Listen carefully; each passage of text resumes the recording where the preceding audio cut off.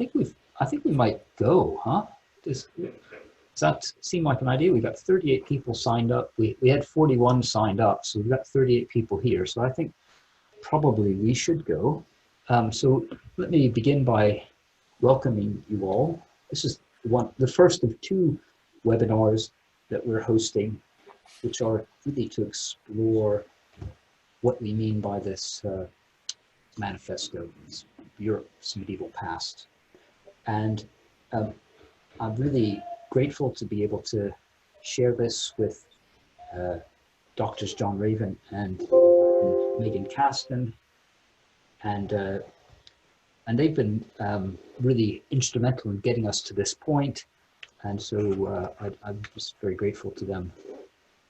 And let me just say that the purpose of these events is to introduce this manifesto to what I believe is one of the main audiences, which is to say Scottish heritage professionals. And I hope that not all of you who are signed up are medievalists or archaeologists. I'm hoping we can reach out beyond that. In terms of format, I expect that many of you are old hands with Zoom by now, but perhaps a few words about format and protocols. And I think there's a slide. There we go. So you need to keep yourself muted, just because speaking and rustling kind of cuts across the recordings. We've been very grateful that all the people who are making presentations have recorded stuff so that we don't have to depend on the, any kind of IT mishap. Anyway, after we have our presentations, there will be a moment where we have we'll discuss what we've heard within the panel, if you like, and then following that, we can expand out to a larger Q&A session. I don't know whether we might well be able to manage that as a kind of real live thing, but I think it might be really helpful to use the chat function as a way of kind of registering issues or questions and kind of building that up so that we can see over the course of this period of time, what are the issues people are most interested in exploring. And it's also a good place to put information or links and stuff. And we're going to capture any of the chats that you share to everyone. It's possible to use the chat to just speak to one individual. So if you want to say, "Hi, John, how are you getting on? Did you have a nice birthday?" and all that sort of stuff, you can do that without sharing it to everyone. So I think that's about that's all the general stuff. Just to say that you need to be slightly patient with us. This is our first time of trying to do this. And the format is I will be kind of just introducing this in a little bit more detail, and then we'll move on to hearing from Pat, hearing from Simon and David, and then we'll kind of have some critical reflection by the various contributors and other discussants, and then open it up into the question and answer phase as well. So I think that's a good point to move on to the introduction to the MERC Manifesto. So let's see what happens. Hello, welcome to the first of two webinars designed to explore the MERC Manifesto, a manifesto for medieval archaeology. I'm going to start today's session is focused on Scottish reception and perspective on this, and I'm going to start by saying a few words about the manifesto, where it comes from, and also just introduce briefly the Scottish Burgh Survey, which is the prism through which we're looking at this. So it seems to me very appropriate that the first public presentation of the manifesto should take place in Scotland, because much of the groundwork for the manifesto actually took place here, thanks to a grant from the Royal Society of Edinburgh, which allowed us to bring members of the MERC community over to Scotland and to work on this. Now, there may be a tendency to identify this project with me, but I really want to emphasize that this isn't a personal exercise. This is something which is a collaborative work. It's drawn on the efforts of dozens and dozens of people, and certainly too many to be named just here. I do want to say, though, that their participation has always been very constructive, and that I found that the generosity and the insight that was provided by various contributors, whether in person or through video links or through written submissions, has always been helpful and appreciated. And the contributors who've done the most are listed in the documentation which is on the manifesto website. Now, manifesto, big word, why are we using this? And I guess we really wanted to tap into this tradition of manifestos, the tradition of something that is forceful and something which is about change.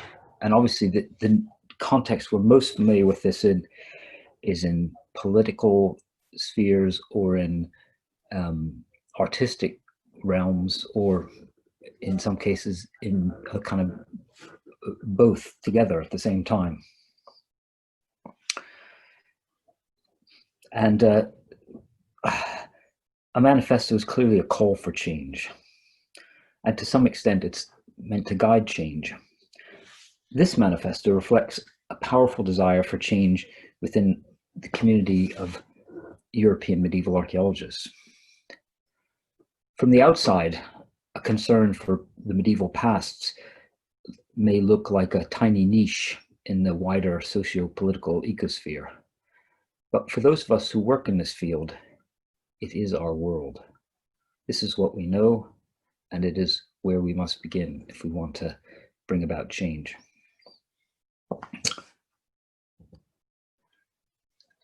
The purpose of the manifesto is ambitious and simple. It's to build recognition of medieval archaeology's unique capacity to inform and to offer a critique to existing historical narratives, not all of which are helpful or accurate or just. It's intended to disrupt the status quo in the profession and in the academic practices which are prevalent in medieval archaeology. And I suppose most ambitiously, it is to shape public discourse on medieval archaeology at a variety of levels. For those of you who are not dedicated to medieval archaeologists, MERC will not be a household name, and so it's worth just saying a word or two about where it comes from. MERC is a very organic group. In fact, it is scarcely organized, if truth be told.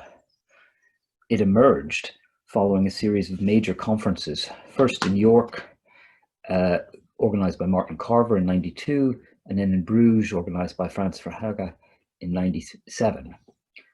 And there were follow-up conferences which were not so glittering and as successful. As a result, MERC went into hibernation for quite a while, only to be a reawakening at the European Association of Archaeology's annual meeting in 2013, which was held in Helsinki. And since then, it has become the largest self-conscious group within the EAA, which is to say several hundred people who regularly submit sessions and attend the meetings. In reflecting on our 25-year-long journey at the 2017 meeting, the MERC membership spontaneously decided to articulate a vision for a more equitable, just, socially engaged kind of medieval archaeology, the sort of archaeology we wanted. And the drivers behind the values reflected in the manifesto varied across Europe. It's a very diverse group, of course.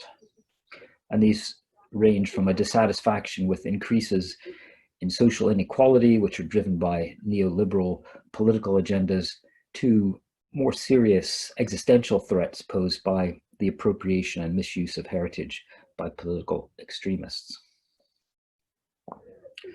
So the manifesto arose from a dissatisfaction with the status quo. The status quo probably won't exist after this COVID-19 pandemic is finished. And as a result, it seems that the values that we're articulating here may be even more relevant and more urgently needed as we go forward. So as I said, this has been a collaborative process.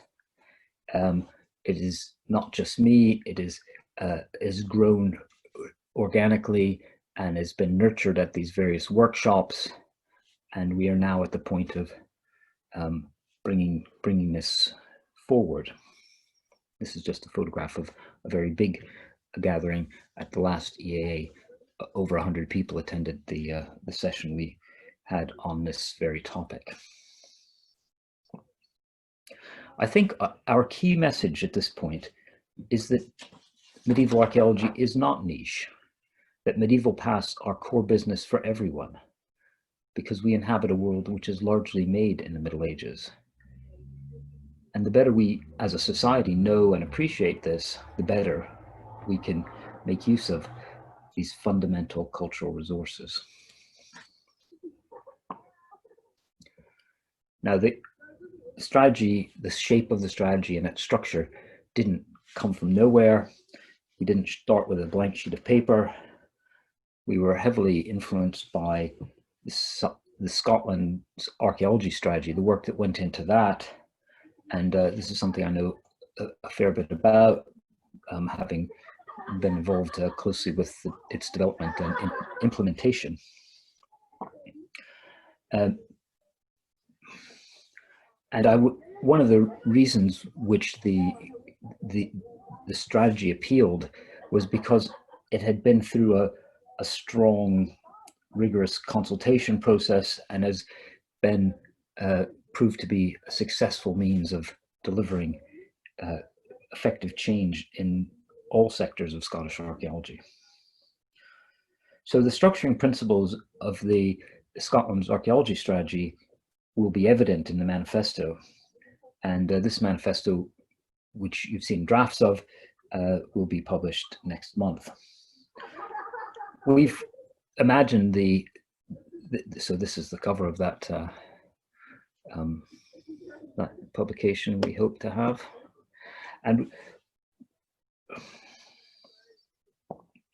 the structuring principles that we've built the manifesto around are conceived of as a kind of virtuous circle, where creating knowledge and understanding provide the information we need to understand and articulate values.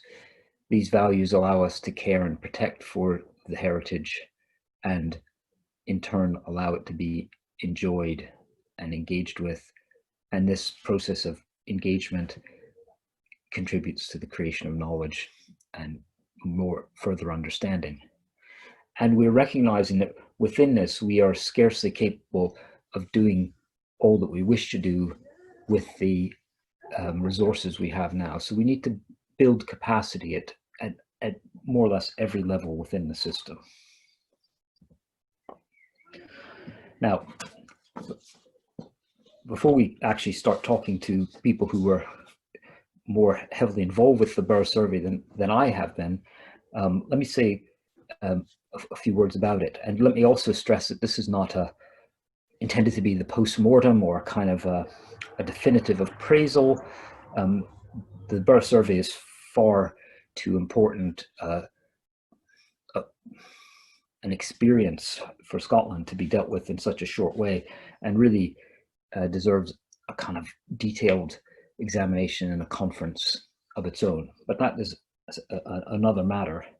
For the minute, we have the opportunity to use it as a, as I say, as a lens or prism to kind of examine this this manifesto. And I would point you to this reference, which is hidden by my face. Ollie Owen, who for many years supervised the Burgh Survey Project for Historic Scotland, has written a very helpful and tidy account of it. It's now a few years old, but still very valuable. I think it's worth reminding everyone that the first volumes, which were prompted by this report into Scotland's medieval boroughs by the Society of Antiquaries in 1972, these were undertaken by a team which was based in Glasgow University, which included Anne Turner, who became Anne Simpson, and Robert Gourley. But these initial surveys were very quick productions. They were flexible. They were creative responses to the development pressures. They were distinguished by their cut and paste graphics and their no-nonsense production values. They were, in a way, the antithesis of the Royal Commission inventories. Their goal was to help local communities and decision makers to care for their own historic towns.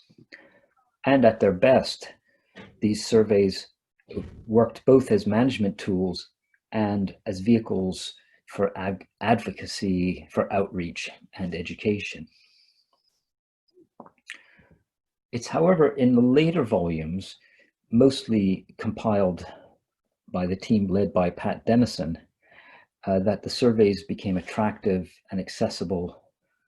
And these were distinguished, amongst other things, by their color covers and their integral broadsheets, which allowed them to be used as guides.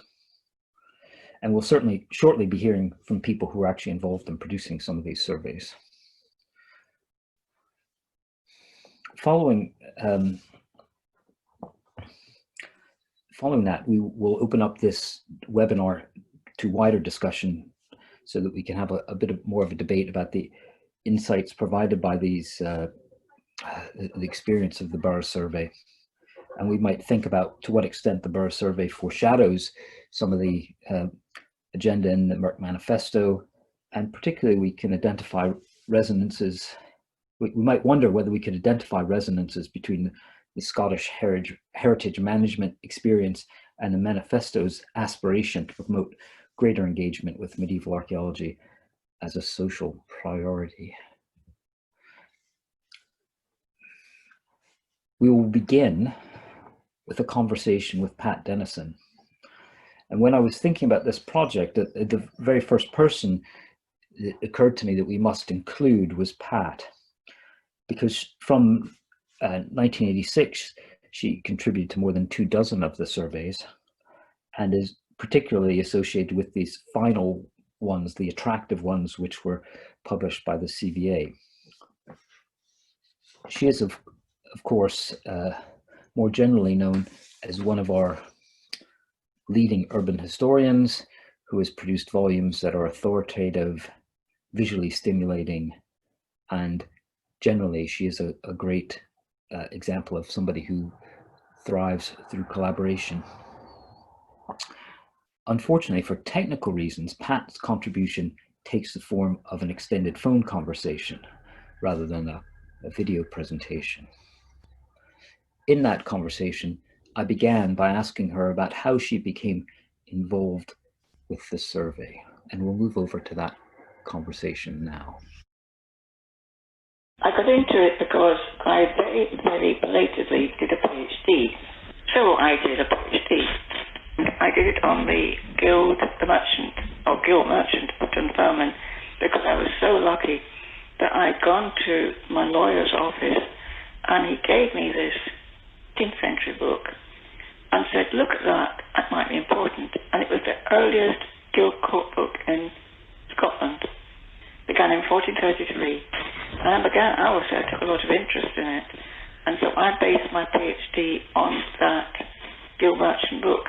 And I was very interested, not so much in the institutional, constitutional side, but what it told me about how people lived.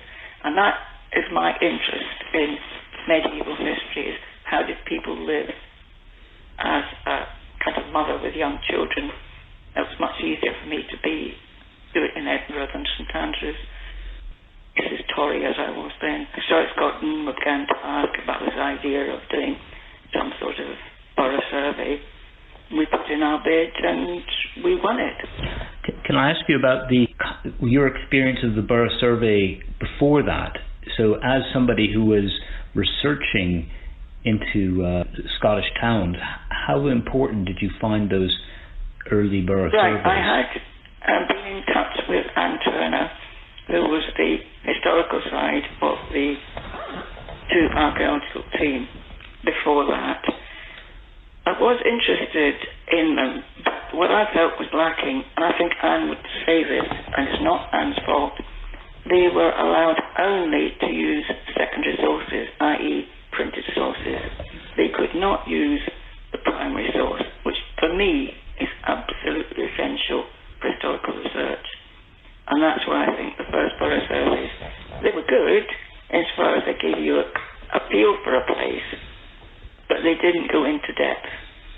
And that was what, when I started doing the borough survey, for me was vital, that as an historian, I should be able to read the primary sources, i.e. go back and look at the original documents.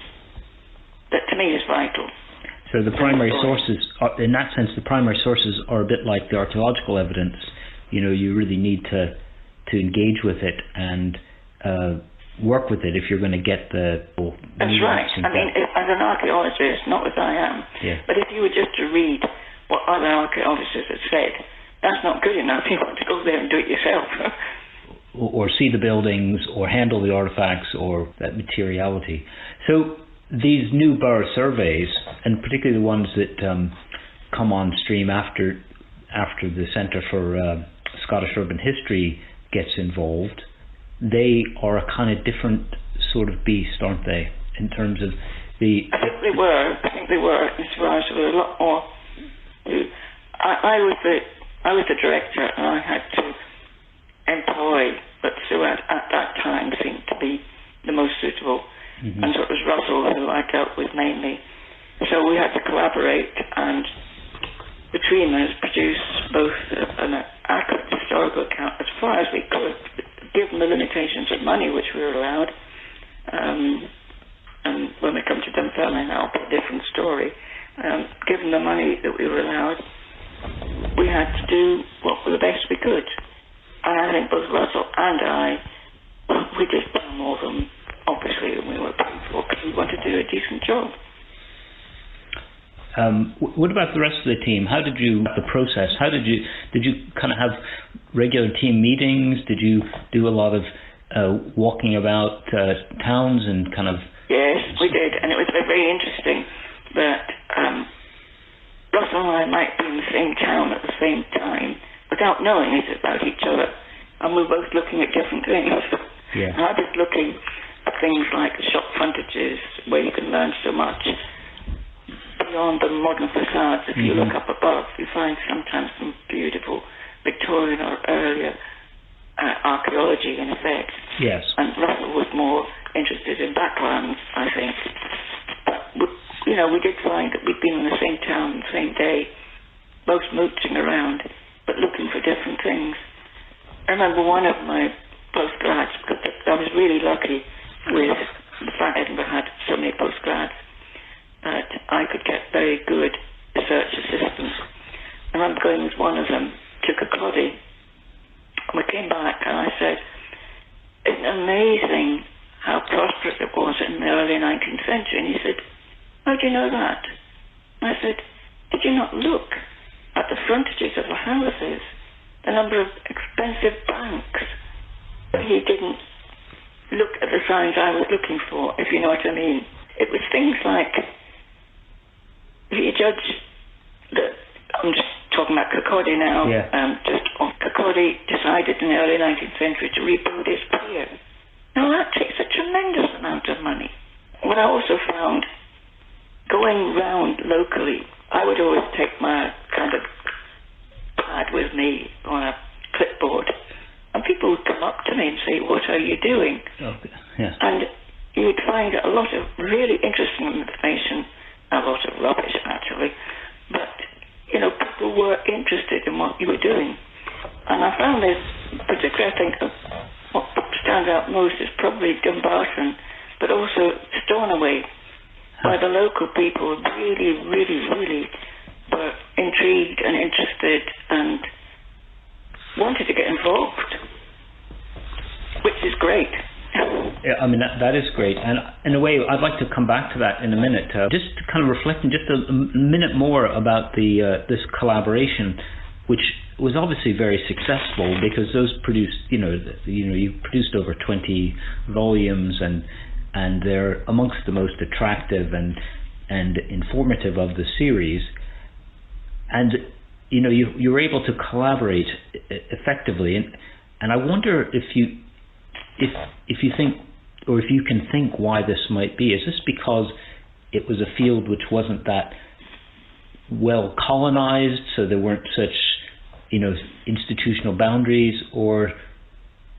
Well, I don't know. I do think, I'll put it this way, Russell Coleman and I got on really well. Mm-hmm. And I think the other thing is this, that I think there had been a kind of divide, so just me supposing, a kind of divide between archaeology and history.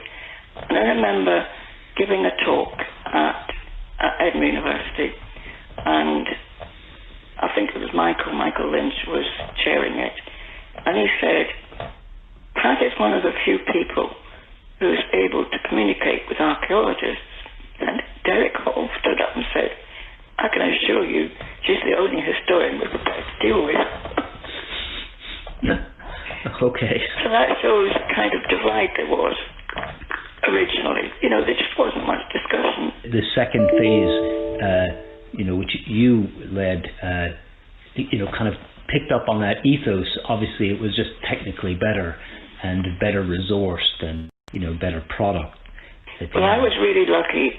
We had this brilliant in Edinburgh postgraduate, very good research assistants. Mm-hmm. And that was vital to the work because I could give them prime resources, others would deal with others, and that made a huge difference to my work. It was impossible for one person to do it. Yeah. Well, that's the kind of richness that comes through in those later studies. I wonder if we could go back to the point you were making about how, as you moved through these towns and you're doing your research, that you encountered people who were interested in what you were doing, and how that transformed into much more active participation in the context of the Dunfermline work. Well, I think it's pretty vital. A lot of the input I got from local people. I can remember in Cooper Angus, a local lady taking me around, introducing me to people, showing me things, taking me to people's houses where there were werewolves in their back garden, which I would have never found by myself. Mm-hmm. Of course. The number of wells there were in Cooper Angus in back gardens is unbelievable. That's not sort of thing you can find out by doing historical research. You've got to get your head down and go and meet the local people. Yeah. And also, for example, in Dunbar people, well, most towns were actually, but Dunbar people measuring a woman's back garden, which obviously had been cannibalizing some of the original monastery gardens. And it's things like that where if you don't have the support of the local people, which is, to me, is vital, but you're not going to get on as far as you can do. And I think that's the important thing, that you get on with people locally. And it's very rewarding as well. Talking about Dunfermline and having to train up your research assistants from scratch rather than being able to get your that was hard going. Ready-made postgraduate students. That was hard going. Yes. We did it every Wednesday morning. My paleography is not brilliant, I have to say, but know enough to be able to train other people, train people on how to read sources, how to interpret them, and not, which a lot of people want to do, I find, is they start trying to be selective, what they're interested in, and that's not the point. What you're interested in is not necessarily what's important. So we did that every Wednesday morning, And the sort of thing we could do with Dunfermline, because this was the first time that a borough survey was done without Historic Scotland being involved, it was an awful lot more work. But we were able to do things which wasn't possible when we were constrained time and money. For example, we did a mock dig in Dunfermline Glen for school children, and they loved it. And we were able to do that because we were all, and I mean all, not just me, everybody in that group was given their time. But, you know, we set up a dig for them, and they loved that. And that was something would be great to do in every single town we've been to, but that wasn't possible with the constraints of, it was just made it easier to do more. Yeah, so I mean, if you're more embedded with the community and you're collaborating more, then there's more opportunities to do that. And obviously you need time to do that, which you were able to create. It was great. As I said, we then went on to do further things, and the group stuck together and set up the Dunfermline Heritage Community Project. So we did quite a lot of work. As I think I told you, published quite a number of books. So, you know, it did continue. Well, so to me, that seems like a tremendous success. You know, that time you put in developing these people allows them to carry on. And well, I think they appreciated it, and I appreciated their effort. And I think they appreciated my effort, you know, and which I wasn't obviously paid for, and that's not the point. But, you know, every Wednesday morning going up and measuring shop frontages and trying to work out where was the original settlement in Dunfermline, things like that, you know.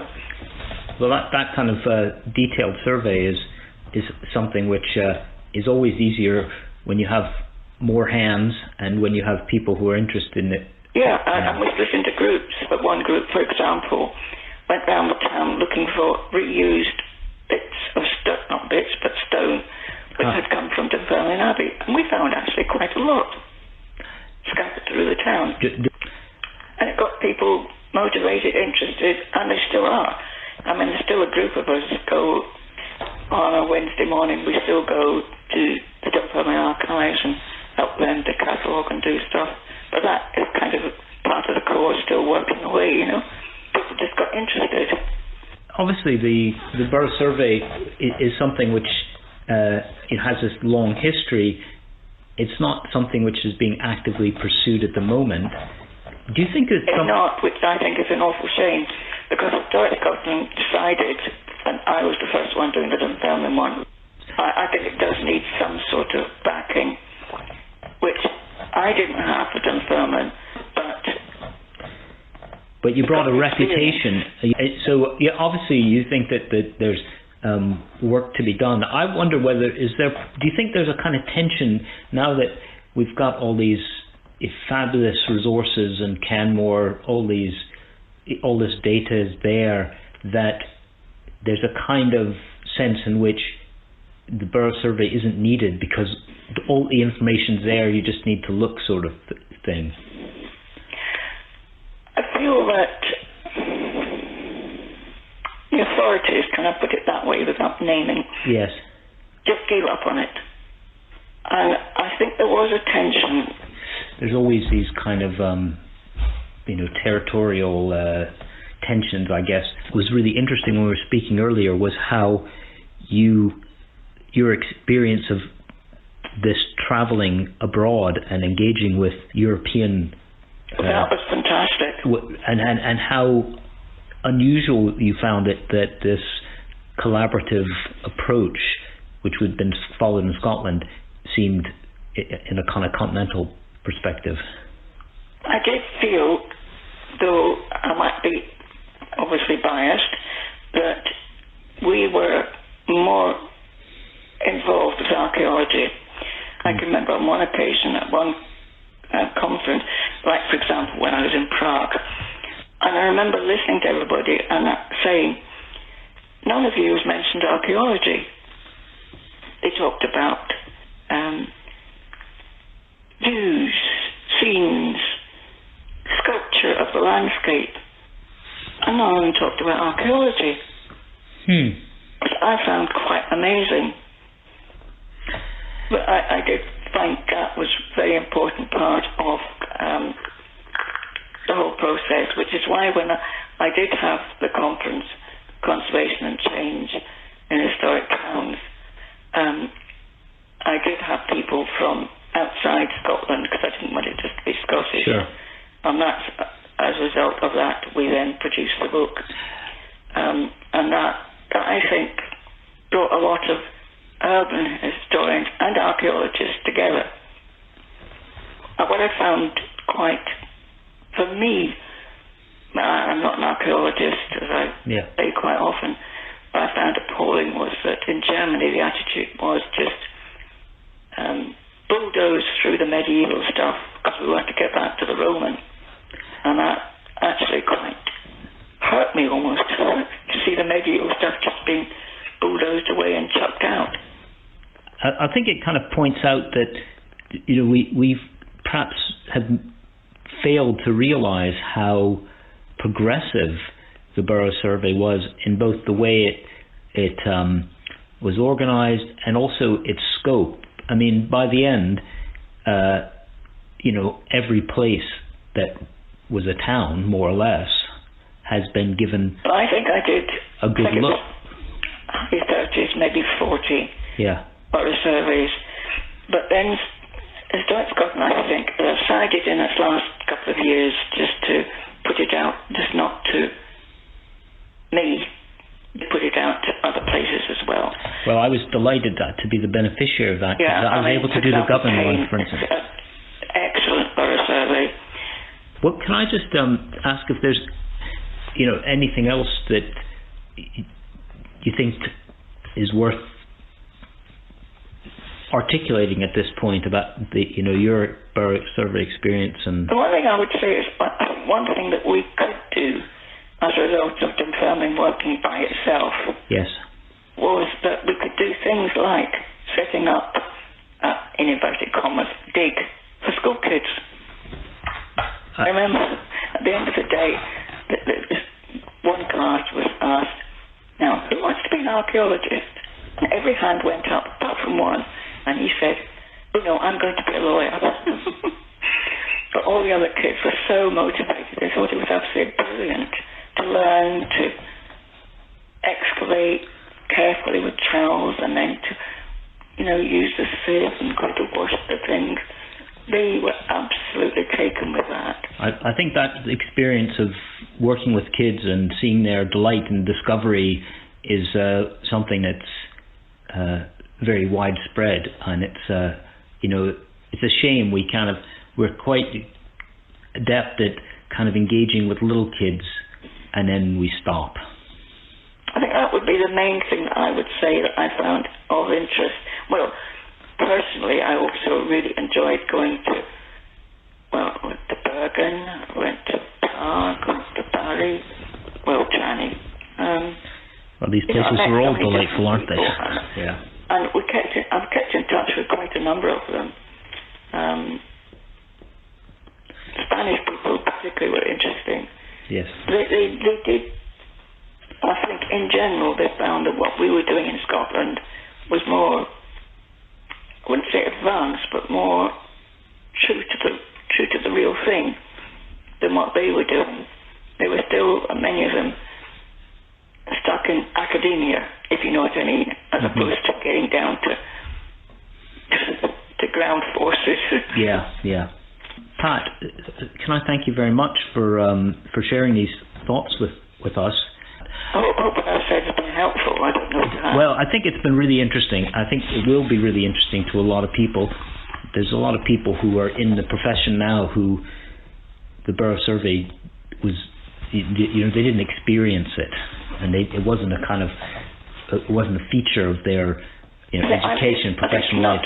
It's a shame that it's not going to be resurrected in some form or other. Well, I think we can, you know, that there's a good case to be made for that, and we can explore that. Yeah, I think the important thing is, though, apart from Dunfermline, which was a totally wild, different thing, what was vital was that Edinburgh being having a big postgraduate school, that support I had for research was vital. Potential in kind of making that connection between that highly educated, very skilled pool of people and perhaps less skilled and less educated but very interested people in the community, and bringing these That's two. What I found with development was great. Okay, Pat, I'm going to I'll stop now.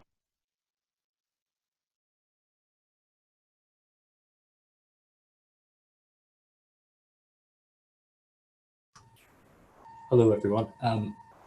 I hope you enjoyed that. I found it was a real pleasure to speak to her and to get those insights, and I hadn't really appreciated how the Dunfermline work had kind of set out a new agenda, and how much more able it was to bring in a community side of things, and maybe that's something we'll want to kind of return to later on. There is accumulating now some good discussion on the Q&A bit, if you haven't dipped into that yet. Excuse me. I'd like now to introduce our next speaker, and in this, we're very lucky that we've got Simon Stronach, who's able to speak to us, and he is currently a senior casework officer at Historic Environment Scotland, but he's a very rare creature in the sense that he has contributed to lots of the borough surveys, different projects over the, particularly, or in some cases working with Pat, and he's now moved into a professional situation where he's actually in a position to apply the information which he helped to collect, or at least similar to, I don't know if he's actually working with his own stuff, but he's been able to use it in that from the applied sector and move it into that regulatory managerial position. And so I'm very excited about his being able to kind of tell us about that journey, and about how these how this kind of experience has shaped his understanding of the survey. And so I'm very grateful that he's agreed to make a contribution, and I think now Megan can move us on to that.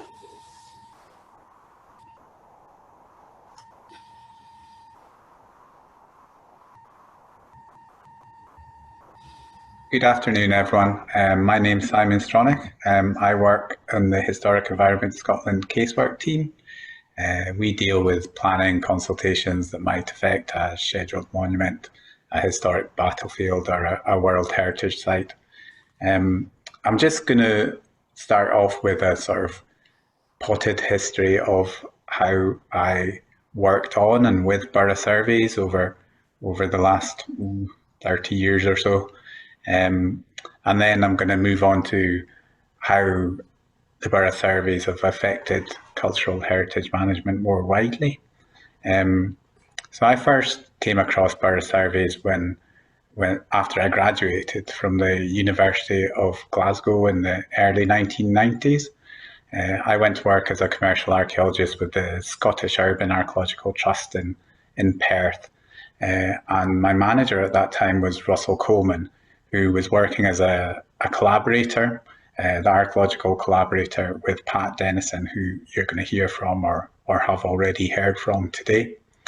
The Series 2 borough surveys had moved on from the Series 1 surveys, which were very much text on a hand annotated map, and Series 2 had slightly higher production values. There was colour illustrations, photographs, and more of an attempt to fuse the archaeological and historical sections into a unified whole. working as a commercial archaeologist in what we would now think of as the early days of planning-led archaeology, the borough surveys were really invaluable to my work. I could be digging in Cooper on Monday and Arbroath on Tuesday. And without the borough surveys, which gave a solid introduction to the geography of the medieval town, its history, its important sites, you really would have been digging blind and not able to best interpret what you were seeing in the holes you were digging. They were a very accessible way of learning about that, and could be done in a matter of a quick hour before you went to site. Later on, I became a collaborator on several volumes of the Series 3 of the Borough Surveys. Series 3 were slightly different. They were undertaken by several different teams, and I think the Borough Surveys started to go in different directions depending which team was producing them. So, for example, one team had an architectural historian on board, and the Borough Surveys written by that team had better coverage of buildings and more consideration of townscape character, from the medieval core to the suburban estates on the edge of the town. They characterised them with more clarity, I think.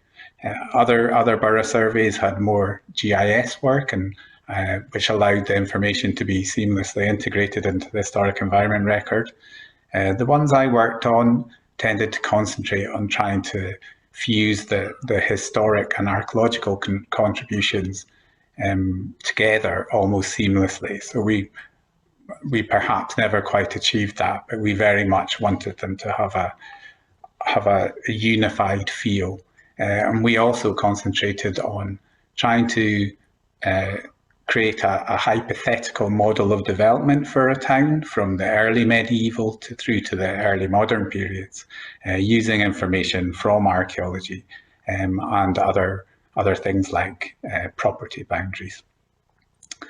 Finally, I worked on the Dunfermline Borough Survey, which was it's not quite unique now because more recently a similar thing's been done in Anstruther. But the Dunfermline model was led by the community. The community put together the trust to run it. They got the money from grant-giving bodies. They were very active, very interested, and had a clear idea of what they wanted, which was, of course, the Borough Survey with its overview of history and archaeology, but also lots of community-facing aspects, such as a kids' dig, lots of archive research, a graveyard survey, a building survey. And I think all these things really added value to the Borough Survey, both in terms of the knowledge that they managed to garner, but also in terms of the outreach to the community and how it generated active groups that I think are still going now, or the ancestors of them might still be going now. So in the second section of this talk, I wanted to move on to how these borough surveys and all these different forms have affected our management of cultural heritage more generally. So to do that, I asked round my colleagues. Obviously, they're all in historic environment Scotland, but they all have very diverse backgrounds in terms of heritage management. So some are formerly local authority archaeologists, some are commercial archaeologists, some have worked in academia. So they represent a range of backgrounds and views. I find the results very interesting. Hope you do too. The feedback's probably been more positive than negative. The most positive feedback and resounding endorsement was from former planning archaeologists and commercial archaeologists who used them in development-led archaeology. That's probably unsurprising, since that was the initial aim of the borough surveys, was to consolidate the position of archaeology in development management, and that succeeded. And planning archaeologists really valued them. There are a couple of riders to that. their value has perhaps decreased over the years when because planning archaeologists have become more embedded and historic environment records have become computerized and more widely available. Also, some of the earlier borough surveys had a tendency to be definitive and make assumptions. For example, some of the earlier ones had cellar surveys, and where there were cellars, they assumed there was no archaeology. And that's not proven to be the case over the years. Colleagues who helped run the Borough Survey series for Historic Scotland had a particular perspective that's interesting. They noted that communities, the boroughs themselves, the people who lived in them, almost universally were pleased with them, and they were well received. And that's, as I've said, probably best evidenced by the desire to commission their own in Dunfermline and Anstruther. But it's also evidenced by a more recent project that colleagues in former Royal Commission ran, Scotland's Urban Past, where they found the borough surveys very useful when doing community work in our urban areas. One example of that was community surveys of gardens and houses in Caldwell, where they were searching for the site of the medieval castle. Colleagues who work in our buildings team sometimes use them for information on earlier buildings, although this tends to be sporadic. Some noted that the later volumes, which are more architecturally orientated, are of particular use, while other surveys have little buildings coverage. One colleague noted that the borough surveys don't have value judgments in a way that the Buildings of Scotland series does, and that rounded view I think people found useful. In our designations team for both listing buildings and scheduling monuments, the borough surveys are continued to be a good general reference point, as they are for our team that advises on interpretation of our properties. It was commented that the surveys are a little bit dated now. Obviously, there's been a lot of archaeological work in our boroughs over the last 40 years, and the borough surveys date back that far, so there might be recent archaeological work which isn't included in them. One of the really useful functions of the borough survey was always synthesising lots of little bits of archaeological work into one source and making sense of all those little interventions as a whole. To sum up, I thought it would be interesting to try and retrofit the borough surveys to the guiding principles that are set out in the MERC Manifesto. I thought that might illuminate how much use or value we should ascribe to them. So I think the borough surveys undoubtedly helped create understanding of our medieval boroughs. That's not just for professionals, it's also clearly spread to the local communities that live in them. The original purpose of the surveys in promoting care has undoubtedly been successful, with urban archaeology and an archaeological advice service the norm in local authorities, although we should avoid complacency on that point. The borough surveys clearly encourage public engagement and enjoyment. The authors always did try and tap into local knowledge and local groups that were active, but some of the later ones really made an art form of that, such as in Dunfermline. The final guiding principle, which is understanding value, I would say that's where the borough surveys didn't really explore that avenue. This, to my mind, crosses over into areas of conservation area appraisals and placemaking, which are increasingly important facets of our planning process, and something that it might have been fruitful for the borough surveys to explore. So looking at how, for example, the layout of a medieval town can be reflected and preserved as a town develops its centre and keeps using its centre in a sustainable way. So in terms of the guiding principles, I make that 3 out of 4, which is a pretty solid performance. The surveys continue to be available. They're all scanned and online through Canmore, and it's clear they continue to be widely used. And I suppose the last point I would make is the borough surveys were not resource heavy. The ones I worked on, I think, cost maybe £10,000 to £20,000, and they were produced in a matter of weeks, literally a week or two for some of the smaller boroughs. So for the value that they've provided over the years, they were well worth it. Thank you.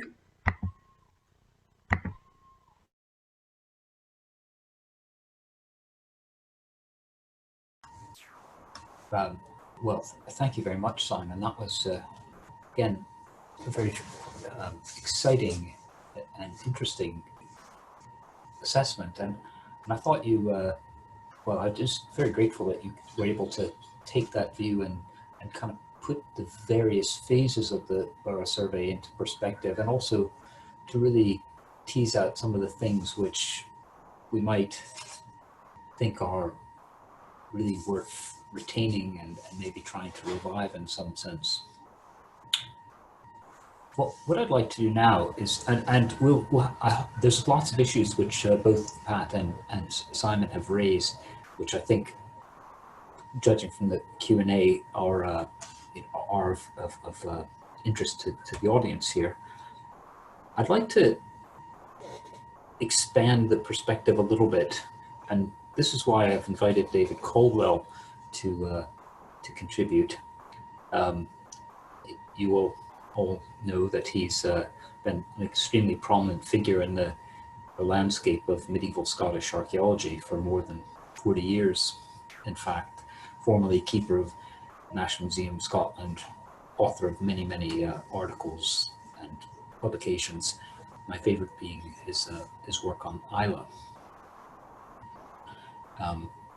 And he's currently the president of the Society of Antiquaries of Scotland. So I thought, given his kind of international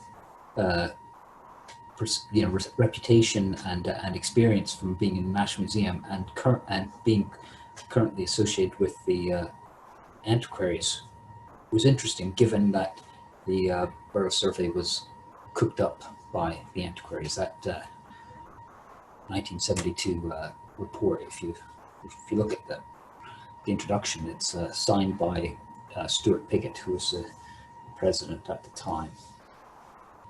So David has also given us a presentation which Megan is going to flip on now, I hope. Hello, I'm David Caldwell. I'm not here to speak about the Scottish Burgh Surveys as an expert or somebody who's participated in them, but the whole of my career in archaeology and history in Scotland has spanned the period of the surveys, and I've been a great admirer of them, a user, and somebody who in my work has benefited enormously from them. I am also, however, president of the Society of Antiquaries of Scotland, a great honour, and I'm very conscious of the role the Society has played right from the very beginning, back in the early 1970s, in getting together a report edited by Grant Simpson on Scotland's medieval boroughs, an archaeological heritage in danger, which was published in 1972, and I think which was very influential amongst professional archaeologists and historians in Scotland in getting things moving, and led eventually, I think, to the predecessor of Historic Environment Scotland funding the Scottish Burgh Surveys.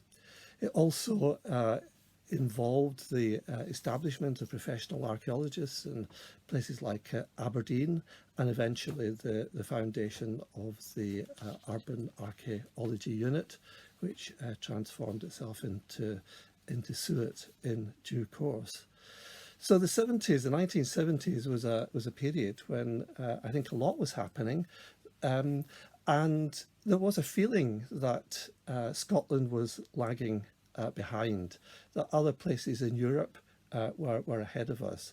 And the Scottish Burgh Survey was part of a deliberate strategy, I think, to catch up, to take stock, to find out what the situation was in Scotland. A lot of people, I think, in Scotland at that time were also very internationalist in outlook. There was a lot of involvement in Europe, a lot of awareness of what was happening there. People went and dug there and worked and attended conferences. And I think there was very much a feeling that Scotland was part of this wider European world, that our boroughs, places like Perth and Aberdeen, were on a par, as indeed they were, with other places in medieval Europe. And there was a great searching out for the origins of Scottish urban life. Did it extend back prior to the establishment, the known establishment of our boroughs in the 12th century? And in what form did it do it? And how did our towns compare with other ones in Europe? Those, in a way, were very much, if you like, professional, archaeological, historical considerations. But one of the key things, I think, about the Scottish Burgh Survey is the way it wasn't just intended for us, for the people with those research interests. One of the main things about it was that it was meant to be very accessible. It was meant to be something that could be got into the hands readily and cheaply, accessible and available to local archaeological groups, to town planners, to developers, particularly town planners and developers. That was the idea, that this was a fairly simple, easy to use document that could be on their desks, inform their decisions and help guide them in the right way. And looking overall at what's happened over the years, my personal view is that has been a pretty successful strategy. The Scottish Burgh Survey, as far as I'm aware, is a fairly unique Scottish contribution to the archaeology and history of the wider world. I'm not aware of other countries of producing something quite like it. And I think it is something that we should be very proud of, and proud that it's still got a great deal of relevance after all these years. I mentioned a couple of minutes ago about the preoccupation of a lot of archaeologists from the first, that this was about the origins of boroughs, urban life in Scotland, and how we related to elsewhere in Europe. But of course, what's come out from all this is what a unique contribution Scotland's got to make, particular characteristics of a lot of our towns and settlements. And that has to be a strength, something that has come partly from the survey itself. And I'm very pleased to see that in recent times, a number of the surveys have moved away from doing the large and obvious historic towns like Dunfermline and Perth, but have looked at smaller, less obvious settlements with less obvious early origins. And places like Barrhead and Kilsyth, not your typical medieval boroughs, and it's probably stretching the word medieval in the case of Barrhead to consider it in that group. But it seems to me that this has been a very important approach, because one of the key things it's about history, about Scotland and what's happened here, has been the way that this small country with a largely rural past and limited urban development compared to some other countries, in from the 17th century, if you like, developed into an amazing powerhouse of a very great empire, with very considerable development in trade and industry, overseas commerce. And that's one of the things that clearly is very important to look at. And it's where one of the places where the Scottish Burgh Survey, it seems to me, has an important contribution to make is looking at how we can learn from what was happening in smaller towns and enthuse people in that particular story. I mentioned earlier on that one of the main ideas was to get these surveys into the hands of developers and town planners, but also local archaeological and historical groups, get them to take more interest and pride in their localities, because it's, you know, other countries, other places have gone down the road of producing overall surveys of their urban past, as indeed we should. Very important that there are these great atlas projects and that we should do likewise as well. But one of the strengths, it seems to me, and one of the ways that the Scottish Burgh Survey is accessible is it gives the opportunity to for local people to concentrate on local things, their contribution. I think it's easy to see from the surveys themselves that there is a contribution that can be made more locally. And it's very welcome, of course, to see what's happening in Dunfermline with the establishment of the Dunfermline Heritage Community Projects. And I really, really do hope that we will see many more initiatives of that type right across Scotland. So it seems to me that the Scottish Burgh Survey is actually the sort of thing which relates very well to what the MERC Manifesto wants. It's just exactly placed in the right way to encourage that engagement with a wider audience right across Europe. Although it is Scottish, this, I hope very much that other nations, other people can learn a great deal from it. And it's been on the go now for quite some time, but I don't think we're finished with it yet. It started in a day when the technology was typing and Xeroxes and fairly low limit of technology, and of course the world's moved on, and there are ways that I'm sure where we can look at how this can be got out there. But I certainly don't think that its days should be considered to be finished.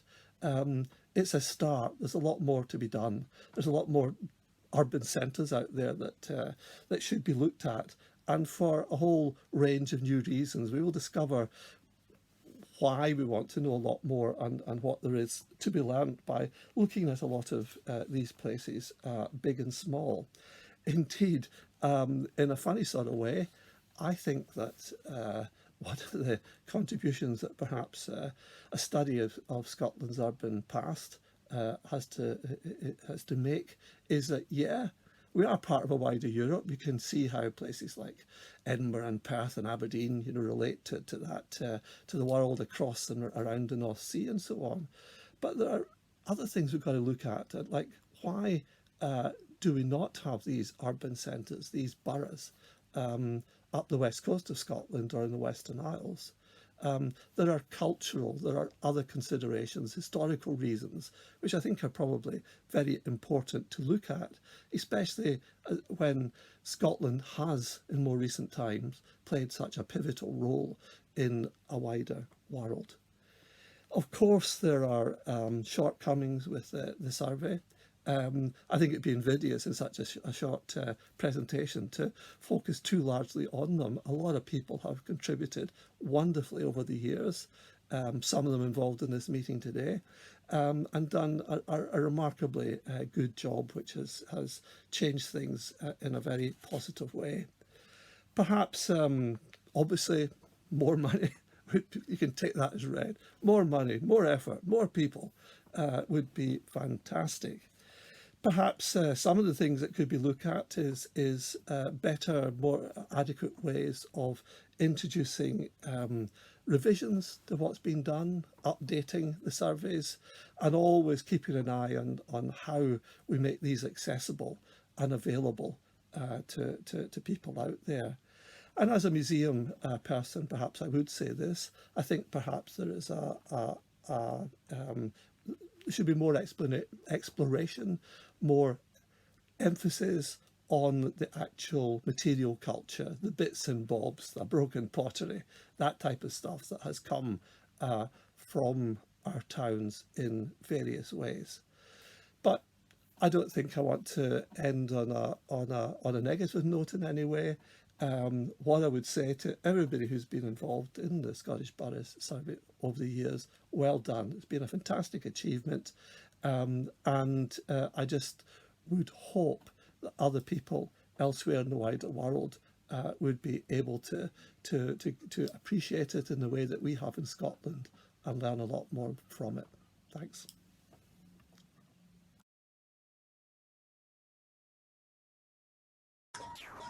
Thank you very much, David. Again, I think we have to be very grateful to have had this perspective brought to our attention and kind of reminded of some of these things that David brought out. That prompts me to, first of all, once more thank everybody who's contributed to this. It's been very educational for me and very gratifying to see this. And I note at one point that Tom Rees is kind of advocating this sort of a kind of public forum because it's easier for people to get to. And I agree, this is, once we figure out how to do, manage the technology a bit with a bit less stress, then I think we could start seeing even more of this. And so it's been very gratifying to me to hear all these voices, or at least typed in voices. So thank you very much. And can I just remind you that there's the partner to this is next Tuesday. It's going to be more continental. There will be some material from England, but it's really, the idea is to kind of engage with a different community. So, I hope you all will feel that you should and could participate in that, but I also hope that we're going to see a number of people from across Europe involved. So this might be a way of making good connections for all of us. So I think with that, I might just draw it to an end unless anybody's desperate to get in the final word. And I just want to finally thank the invisible Dr. Caston, who's been doing all the DJ stuff and getting the film clips and stuff up and running and keeping us straight. So thanks very much, and hopefully see many or all of you on next Tuesday. Cheerio. Okay, bye. Bye.